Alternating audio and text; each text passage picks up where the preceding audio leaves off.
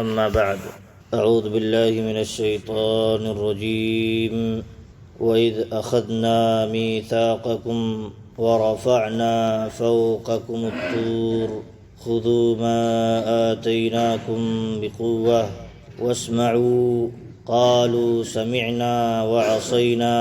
وأشربوا في قلوبهم العجل بكفرهم قل بئس ما يأمركم به ایمانکم ان کنتم مؤمنین۔ اور جب ہم نے طور پہاڑ کو تمہارے اوپر اٹھا کر تم سے عہد لیا اور حکم دیا کہ جو کتاب تمہیں دی جا رہی ہے اس کو مضبوطی سے تھام لو، اس پر عمل پیرا ہو جاؤ اور اس کے احکام غور سے سنو، تو تمہارے اسلاف نے کہا کہ ہم نے سن لیا لیکن ہم دل سے اس کو نہیں ماننے والے، اور ان کے کفر کی وجہ سے ان کے دلوں میں بچھڑے کی پرستش گھر کر گئی تھی، بچھڑے کی محبت ڈال دی گئی تھی۔ آپ ان سے کہہ دیجئے کہ اگر تم مومن ہو، حقیقت میں تمہارا ایمان کا دعویٰ سچا ہے، تو ذرا بتاؤ کہ تمہارا یہ ایمان تمہیں کیسی بری باتوں کا حکم دیتا ہے۔ یہ سورۃ البقرہ کی آیت نمبر 93 ہے۔ اس سے پہلے بھی آیت نمبر 63 میں یہی مضمون گزر چکا ہے، لیکن وہاں یہود کے اسلاف کا تذکرہ ہو رہا تھا، یعنی یہود کے پہلے لوگوں نے کیا کیا برائیاں کی، کیا کیا سرکشیاں کی، لیکن یہاں اللہ رب العالمین نے دوبارہ اسی کا اعادہ کیا ہے، دوبارہ تذکرہ کیا ہے۔ اس کا ایک فائدہ یہ ہے کہ یہاں دراصل مناظرہ ہو رہا ہے، یہود سے مناظرہ ہو رہا ہے، نبی صلی اللہ علیہ وسلم پر ایمان لانے کی دعوت دی جا رہی ہے، قرآن پر ایمان لانے کی دعوت دی جا رہی ہے۔ اب وہ ایمان نہیں لانا چاہتے، اس لیے وہ بہانہ بنا رہے تھے کہ ہم تو تورات پر ایمان رکھ رہے ہیں، اب ہمیں کسی اور چیز پر ایمان لانے کی ضرورت نہیں ہے، ہم موسیٰ علیہ السلام پر ایمان رکھتے ہیں، ہمیں اب کسی اور نبی پر ایمان لانے کی ضرورت نہیں ہے۔ تو اللہ رب العالمین نے انہیں آئینہ دکھاتے ہوئے یہ ساری حقیقت انہیں بتائی ہے، تاکہ دیکھ لو تم اپنے ایمان میں کتنے سچے ہو کہ یہ دعویٰ کرتے پھر رہے ہو کہ ہمارا ایمان تورات پر ہے، اس لیے ہم قرآن پر ایمان نہیں لانے والے ہیں، نبی اکرم صلی اللہ علیہ وسلم پر ایمان نہیں لانے والے ہیں۔ تو اسی کا اللہ رب العالمین نے یہاں تذکرہ فرمایا ہے کہ جب تم ایمان کا دعویٰ کرتے ہی ہو تو ذرا دعوے میں تو سچائی دکھاؤ، مثال دکھاؤ۔ دیکھیے، دعویٰ کرنے کے ساتھ ساتھ انسان کو عملی ثبوت بھی دینا ہوتا ہے۔ دعویٰ ہے اگر ایمان کا، اسلام کا، تو انسان کو عملی ثبوت بھی دینا پڑے گا کہ دیکھو ہمارا عمل بھی ایمان کے مطابق ہے، اسلام کے مطابق ہے، اس لیے ہم کہتے ہیں ہم ایمان والے ہیں۔ یہاں اللہ رب العالمین نے ذکر کیا، اچھا تم ایمان کا دعویٰ کرتے ہو تو ذرا دیکھو جب اللہ رب العالمین نے موسیٰ علیہ السلام کو کوہ طور پر بلایا کتاب دینے کے لیے اور احکامات پر عہد لینے کے لیے، اللہ رب العالمین نے بلایا 70 لوگوں کو۔ جب اللہ رب العالمین نے انہیں تورات دے دی تو کہا تورات میں جو اتنے سخت احکامات ہیں ہم نہیں ماننے والے۔ موسیٰ علیہ السلام سے ڈائریکٹ کہا ہم نہیں عمل کرنے والے۔ آپ دیکھیں یہیں صحابہ کرام کا معاملہ دیکھ لیجئے، نبی اکرم صلی اللہ علیہ وسلم کے ساتھیوں کا معاملہ۔ کوئی بھی حکم آ جاتا ہے، جان کی قربانی کا مطالبہ ہے، مال کی قربانی کا مطالبہ ہے، اولاد کی قربانی کا مطالبہ ہے، فوراً تیار ہو جاتے ہیں، اس لیے اللہ خوش ہو جائے، اللہ راضی ہو جائے ہم سے، ہمارے عمل سے راضی ہو جائے۔ لیکن یہاں الٹ معاملہ ہے، برعکس معاملہ ہے۔ کہا ہم ایمان نہیں لانے والے اس کتاب پر، اس کتاب کے احکامات پر عمل نہیں کرنے والے، بڑے سخت احکامات ہیں۔ تو اللہ تعالیٰ نے دیکھیے 2 طریقہ ہوتا ہے، ایک تو حکم دے کر کے، عقل والوں کے لیے کافی ہے حکم، لیکن جو بیوقوف قسم کے لوگ ہوتے ہیں وہ سماج میں یہی زیادہ ہوتے ہیں، تو ان کے لیے لاٹھی کی ضرورت ہوتی ہے، وہ بغیر لاٹھی کے ان کی عقل ٹھکانے نہیں آتی۔ تو کیا ہے، اللہ رب العالمین نے کیا کیا، پہاڑ جو طور پہاڑ تھا ان کے سروں پر اٹھا کر کے لا کے کھڑا کر دیا۔ اب وعدہ لیا کیا تم اس تورات پر اور اس تورات کے اندر موجود احکامات پر ایمان لاؤ گے کہ نہیں لاؤ گے، ایمان لا کر کے عمل کرو گے کہ نہیں کرو گے؟ تو زبان سے کہہ دیا ہاں سمعنا، سن لیا۔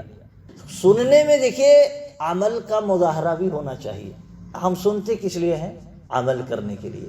تو اگر سننے میں عمل نہ پایا جائے، صرف مجرد سننا پایا جائے، تو اللہ تعالیٰ نے کہا ایسوں کے بارے میں ان کے پاس کان ہیں لیکن وہ سنتے نہیں یعنی عمل کرنے کے لیے وہ نہیں سنتے ہیں، حق بات کو اپلائی کرنے کے لیے، اپنی زندگی میں نافذ کرنے کے لیے نہیں سنتے، تو کان کا کوئی فائدہ نہیں، اس سننے کا کوئی فائدہ نہیں۔ اللہ تعالیٰ سننے کے لیے جو کہتا ہے وہ اس معنی میں کہ وہ سن کر کے اس پر عمل کرو۔ تو انہوں نے کہا مارے ڈر کے، جب سر پر طور پہاڑ کھڑا ہے اور یہ کہ اگر ہم نہیں مانیں گے تو ہمارے اوپر وہ پہاڑ دے مارا جائے گا اور ہم مر جائیں گے، ہم تباہ و برباد ہو جائیں گے، تو مارے ڈر کے وہ کیا ہے، ایمان لے آتے ہیں، زبان سے اقرار، زبان سے صرف اقرار کرتے ہیں اور کہتے ہیں وعصینا، قالوا سمعنا وعصینا۔ جب ان سے کہا جاتا ہے خذوا ما آتیناکم بقوہ، پہاڑ کو ان کے سروں پر کھڑا کیا گیا اور کہا گیا، حکم دیا گیا، کیا حکم اللہ کی طرف سے، کہ اس کتاب کو مضبوطی سے تھام لو، یوں ہی نہیں لچر پوچھ والا معاملہ، بس برائے نام والا معاملہ نہیں، مضبوطی سے اس کتاب کو تھام لو۔ مضبوطی سے تھامنے کا معنی یہ نہیں کہ پکڑ لو مضبوطی سے ایسے کہیں گر نہ جائے، معاملہ یہ ہے کہ مضبوطی سے ہم عملی طور پر مضبوطی سے اس کو تھام لیں، عملی طور پر مضبوطی سے اس کو تھام لیں، ایک ایک عمل پر پختہ ہو جائیں، اپنے آپ کو پختہ کر لیں۔ اور واسمعوا، اور اللہ نے کہا تھا سنو، لیکن کیا کہا ان لوگوں نے، قالوا سمعنا وعصینا، سر پر طور پہاڑ کھڑا ہے، کہا مارے ڈر کے ہم نے سن لیا، اللہ ہم نے سن لیا، لیکن دل ہی دل میں یا عملی اعتبار سے انہوں نے کیا کیا، جیسے دوسری آیت میں ہے، پھر یہ لوگ پھر گئے اقرار کیا کہ ہم نے سن لیا، اللہ تعالیٰ زبان سے اقرار کیا،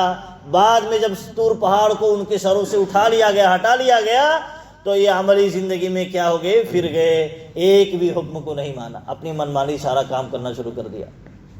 اللہ رب العالمین نے آگے فرمایا وَأُشْرِبُوا فِي قُلُوبِهِمُ الْعِجْلَ بِكُفْرِهِمْ، بہت عجیب معاملہ ہے۔ آپ دیکھیں دو ہی چیز ہوتی ہے، یا تو ہم حق سے محبت کرنے والے بن جائیں، حق کی اتباع کرنے والے بن جائیں، اپنے آپ کو اچھے اعمال کا عادی بنا لیں، ورنہ اس نافرمانی کی بنیاد پر، عدم ایمان کی بنیاد پر اللہ رب العالمین ہمارے دلوں کو کسی اور چیز کی محبت میں لگا دے گا، کسی منکر، کسی گناہ، کسی کفر، کسی سرکشی کے کام میں لگا دے گا۔ اس لیے اللہ رب العالمین نے یہاں ذکر کیا، جب انہوں نے انکار کیا تو اللہ نے کہا ان کے اس کفر کی بنیاد پر ان کے دلوں میں بچڑے کی محبت پیوست کر دی گئی، بچڑے کی محبت ان کے دلوں میں رچا بسا دی گئی۔ انکار نہیں ہونا چاہیے، کبھی بھی سرکشی کا معاملہ ہمیں نہیں کرنا چاہیے۔ انکار کرنے کی صورت میں اللہ تعالی ہمیں غیر اللہ کی محبت کی طرف ہمیں ڈھکیل دے گا۔ اللہ نے کہا مولی ما تولا، جس کی طرف وہ میلان رکھے گا، اللہ اور اس کے رسول کی مخالفت کرتے ہوئے مسلمان کے راستے کو چھوڑ کر کے، کہا ہم اسے اسی طرف ڈھکیل دیں گے، وَنُصْلِهِ جَهَنَّمَ وَسَاءَتْ مَصِيرًا، اور اسے جہنم کی طرف لے جائیں گے اور وہ بہت برا ٹھکانہ ہے۔ تو دو ہی آپشن رہ جاتا ہے کہ ہم خوشی بخوشی اللہ اور اس کے رسول کے فرامین کو اختیار کر لیں، اسے اپنا عملی حصہ بنا لیں، ایمان اس پر لے آئیں، ورنہ کیا ہے، اللہ رب العالمین انکار کی بنیاد پر ہمیں کسی غیر اللہ کی محبت میں ڈھکیل دے گا، جو ہمارا کوئی مطلب نہ دنیا کا فائدہ اس سے حاصل ہونے والا ہے نہ آخرت کا۔ بچڑے کی محبت جو کیے تھے اور عبادت کیے تھے، اسی کی بنیاد پر اللہ رب العالمین نے ان پر ایک سزا کے طور پر اور انہیں پاک کرنے کے طور پر یہ حکم دیا تھا تم ایک دوسرے کو قتل کرو، یہاں تک کہ روایتوں میں آتا ہے کہ 70,000 لوگ اسی جرم کی پاداش میں قتل کر دیے گئے، لیکن ابھی بھی دیکھیے وہ چیز ان کے دلوں میں ابھی پیوست ہے، بچڑے کی محبت۔ حالانکہ موسیٰ علیہ السلام جب تورات لے کر کے واپس آئے تھے تو پھر بچڑے کو توڑ دیا تھا، توڑ کر کے پیس کر کے اسے لے جا کر کے دریا میں ڈال دیا تھا تاکہ اس کا نام و نشان مٹ جائے اور لوگوں کے دلوں سے اس کی محبت ختم ہو جائے، اور پھر سزا کے طور پر یہ حکم نازل فرمایا کہ ایک دوسرے کو قتل کرو، جو اس جرم میں مبتلا ہو چکے تھے ایک دوسرے کو قتل کر ڈالو، تبھی جا کر کے اللہ رب العالمین تمہیں معاف کرے گا۔ تو 70,000 لوگ کی تعداد میں قتل کر دیے گئے تھے، لیکن پھر بھی ابھی بھی ان کے دلوں میں دل بڑا نازک اور کمزور ہوتا ہے۔ اگر اس کو اللہ کی محبت میں ہم نہیں لگائے تو غیر اللہ کی محبت میں ہی مبتلا ہو جاتا ہے، غیر اللہ کی محبت یہاں گھر کر جاتی ہے۔ اسی لیے ضرورت ہے، اللہ رب العالمین نے جو ہمیں حکم دیا ہے، بڑی ہماری ہمدردی کے تحت اللہ نے حکم دیا ہے۔ یہ دل بڑا کمزور ہے، بڑا کمزور واقع ہے۔ اسی لیے ابراہیم علیہ السلام دعا کرتے تھے، دیکھیے کہ اے اللہ رب العالمین تو ہمیں بتوں کی پرستش سے بچانا۔ امام الموحدین ہے، لیکن فکر مندی دیکھیے اور بتوں کی خطرناکی دیکھیے، وہ احساس کرتے ہیں کہتے ہیں اللہ بتوں کی پرستی سے ہمیں بچانا، رب انہن اضللن کثیرا من الناس، مجھے بھی بتانا اور میری ذریت کو، میری نسل کو بھی بتوں کی پرستی سے بچا لینا رب العالمین۔ کیوں دعا کرتے ہیں؟ کہتے ہیں رب العالمین ان بتوں نے بہت ساری مخلوق کو گمراہ کر ڈالا ہے، بہت سارے لوگوں کو گمراہ کر ڈالا ہے، تو ہمیں ہلکے میں نہیں لینا چاہیے کسی بھی معاملے کو۔ یہ ابھی سزا سے دوچار ہوئے تھے بچڑے کی پوجا کرنے کی جرم میں، لیکن ابھی بھی ان کے دلوں میں بچڑے کی محبت بسی ہے اور اس کے دیوانے ہیں۔ تو اللہ رب العالمین نے کہا اس کی وجہ یہ ان کی انکار کی بنیاد پر یہ سارا معاملہ ہوا۔ سچائی تھی، حقیقت تھی، اس کا بہترین فائدہ تھا دنیا میں بھی آخرت میں بھی، کہ اللہ کے کتاب پر وہ ایمان لے آتے، مضبوطی سے تھام لیتے، دنیا و آخرت کی کامیابی انہیں میسر ہو جاتی، حاصل ہو جاتی۔ لیکن جب انکار کیا تو اللہ تعالیٰ نے وہی بچڑا کیا کر سکتا ہے، ہمارے کس کام کا ہے؟ لیکن جب انسان اندھا ہوتا ہے تو گدھے کو بھی باپ بنا لیتا ہے، کہتے ہیں نا گدھے کو بھی باپ بنا لیتا ہے۔ تو ایسے صورت میں بچڑے کو پوجا کرنا شروع کر دیا، اسی کو معبود بنا لیا، رب بنا لیا۔ آگے فرمایا رب العالمین نے اچھا یہی تمہاری ہسٹری ہے، تمہاری داستان ہے، یہی تمہاری سیاہ تاریخ ہے، اس کے علاوہ تمہارے پاس کوئی تاریخ ہی نہیں ہے۔ تو اللہ رب العالمین نے کہا تم جب ایمان کا دعویٰ کرتے ہو کہ ہم ایمان رکھتے ہیں تورات پر، تو یہ ساری جو صورتحال ہے، جو حقیقتیں ہیں، یہ کیا ہے؟ کیا تمہارا ایمان انہی بری چیزوں کی دعوت دیتا ہے؟ اللہ رب العالمین نے کہا قل بئس ما یأمرکم بہ ایمانکم ان کنتم مؤمنین۔ ابھی جو مدینہ کے اندر موجود یہودی ان سے مناظرہ ہو رہا ہے، ان کو نصیحتیں کی جا رہی ہیں۔ اللہ رب العالمین نے کہا اے نبی آپ کہہ دیجئے کہ اگر تم حقیقت میں مومن ہو، ایمان میں تم سچے ہو، تو ذرا بتاؤ کیا تمہارا ایمان ایسی ہی بری چیزوں کی طرف دعوت دیتا ہے؟ یعنی ایک طرح سے مذمت ہے کہ جیسے کہ کوئی دعویٰ کرے میں تو بڑا اچھا آدمی ہوں، اچھا آدمی ہو تو اس کے اعمال برے ہوں تو اس کو تھوڑا سا مذمت کے انداز میں کہا جاتا ہے اچھا تمہارا اچھا پن اسی چیز کی طرف دعوت دیتا ہے۔ تو یہاں بھی اللہ رب العالمین نے وہی کہا کہ اے نبی آپ کہہ دیجئے اگر تم کہتے ہو ہم ایمان لاتے ہیں تورات پر، تو تمہارا یہی ایمان ہے؟ تم تورات پر ایمان ہی نہیں لا رہے تھے، کہتے ہم نہیں مانیں گے، نہیں ایمان لائیں گے جب تک کہ تمہارے اوپر طور پہاڑ کو کھڑا کر نہ دیا گیا، اور ایمان بھی لائے تو پھر کہا ہم نہیں مانتے، انکار کر دیا۔ یہی تمہارا ایمان ہے؟ اگر تم کہتے ہو یہی ایمان ہے اور ثبوت میں یہ ساری چیزیں ہیں تو تمہارے ہاں ایمان حقیقت میں نہیں ہے۔ تو یہ چند چیزیں جو اللہ رب العالمین نے یہاں بیان فرمائی ہے، یہاں ہم سب کے لیے عبرت ہے، ہم سب کے لیے عبرت ہے۔ خواہش کو کچلا جائے، خواہش کو دبایا جائے، یہی انسان کو گمراہی کے دلدل میں ڈھکیل دیتی ہے، اور پھر کہاں انسان پہنچ جاتا ہے اس کی کوئی انتہا نہیں ہوتی ہے۔ ایک انسان کو چاہیے حق کا متلاشی بنے، حق کو تلاش کرنے والا بنے، جہاں سے حق مل جائے اسے قبول کرے، حق کے علاوہ وہ خواہش کے مطابق فتووں کو نہ ڈھونڈے، مسائل کو نہ تلاش کرے۔ بہت احباب ایسے ملیں گے جو ایک عالم سے پوچھیں گے، دوسرے بھی عالم سے پوچھیں گے، تیسرے بھی عالم سے پوچھیں گے، پھر کیا ہوگا؟ تینوں عالم سے پوچھنے کے بعد اب وہ فیصلہ کریں گے کون سی چیز ہمارے خواہش کے مطابق ہے۔ خواہش کے مطابق مل گئی تو حوالے بھی مل گئے نا، کہ ایک عالم نے کہا تھا،